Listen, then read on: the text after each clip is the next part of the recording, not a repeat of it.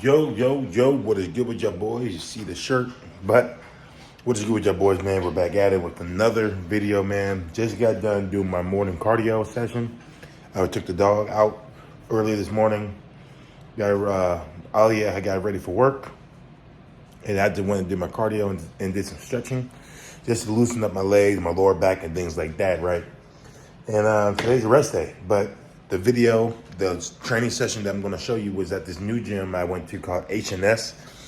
Funny thing is, I actually had a 7-day trial with them, right? 7-day free trial, and I am not going to lie, bro. I did research on the gym, found out how much their membership costs. It was like $100 and something a month, I think it was, bro. They had barely any equipment. You know what I mean? I don't know if they are pushing it to be more of an influencer gym or whatever the case may be, but bro, genuinely speaking, I would rather go to Planet Fitness than go to that gym. They had one leg extension, one seated hamstring curl. They had a pendulum, which was a fucking plus. They had a couple leg presses, which is a plus. But like there's like the exercise selection was limited, bro. And then plus that shit's like 25, 30 minutes out the way.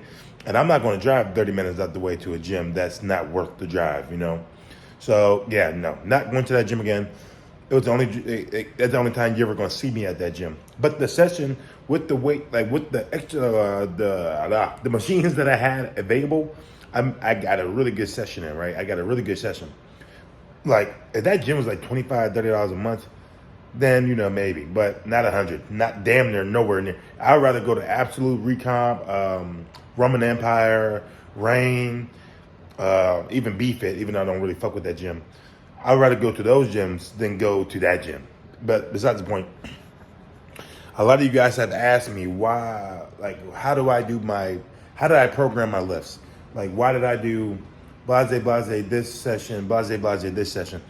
Literally, the reason why I split up my exercise selections between certain days is because I want to emphasize more focus onto a certain body part. So if I'm doing more volume, if I'm starting off a lift with that particular body part, that's because I'm trying to emphasize that body part. That's the beauty of the upper lower split, is because you can emphasize that body part that you want to bring up more on that specific day.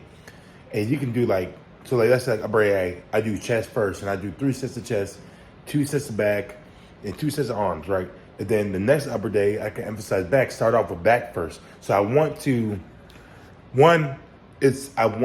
get stronger at a specific lift. So I start off with that lift first. And then plus me doing lower volume, I'm not going to overly fatigue myself. Like, you're going to have some sort of fatigue, right?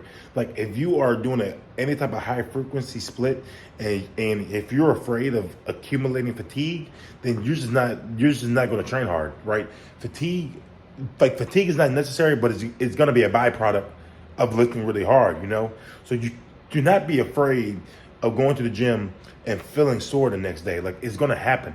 Now, if you really want it, you're going to push through the fucking fatigue, right?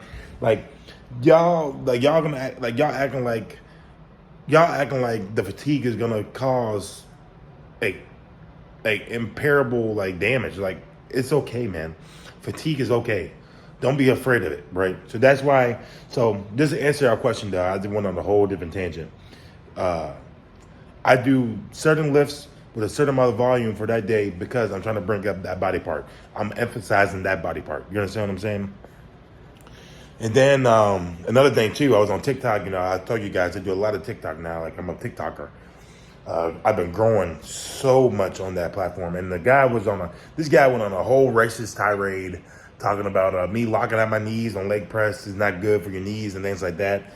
And he there's like a syndrome, it's like something knee, like something syndrome, where basically saying, like, if you have this certain problem, locking out your knees is not a problem at all. Like, it's a big misconception, because a lot of people that do hurt themselves, that hyperextend their knees on the leg press, it's because that they can't control the weight. Whatever weight I'm doing, I am controlling that weight, and I'm locking that bitch up with good quality reps. 6 reps, 20 reps, regardless of how many reps you're doing. it's gonna create muscle growth, right? A lot of guys be talking smack about doing 20, me doing like 5 to 6 reps per set. I do 9 reps. I do 10 reps. Majority of the time, I do 6 to 7 because I'm not trying to overly fatigue. I'm trying to progress with my lifts. Like, there's no way in hell I'm going to progress doing 20 reps of an incline bench press. If I do 5 to 6 reps, yeah, then the next session, if I'm, okay, let's say I do 6 reps. That's my baseline. If I can do 7 reps, I progress. If then after that, I drop the reps down and I add weight onto that set, onto that lift. So my 5 rep max on the incline bench press right now is 435. You'll see it soon.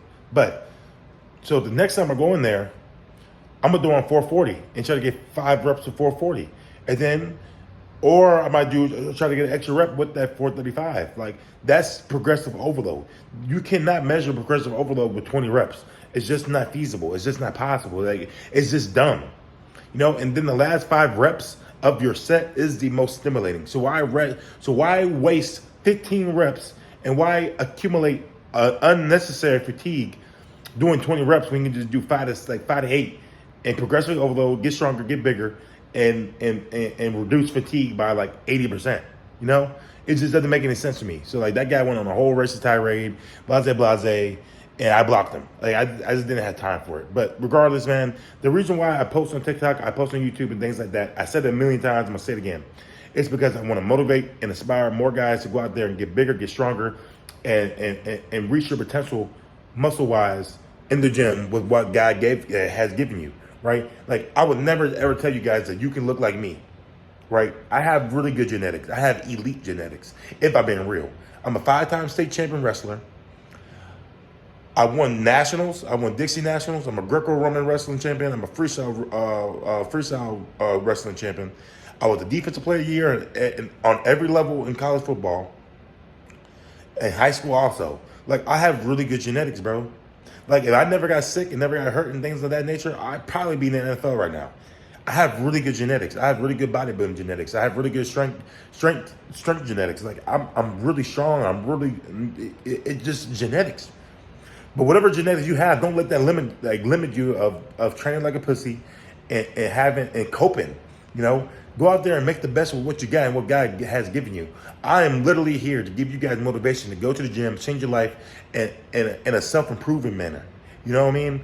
I'm sorry I went on this long rant, man, but it's just something that I had to speak more about because a lot of guys be calling me a fake natty because of this and that. I'm giving false hopes for other people. No, I'm not telling you that you can look like me. I will never, ever go around doing that.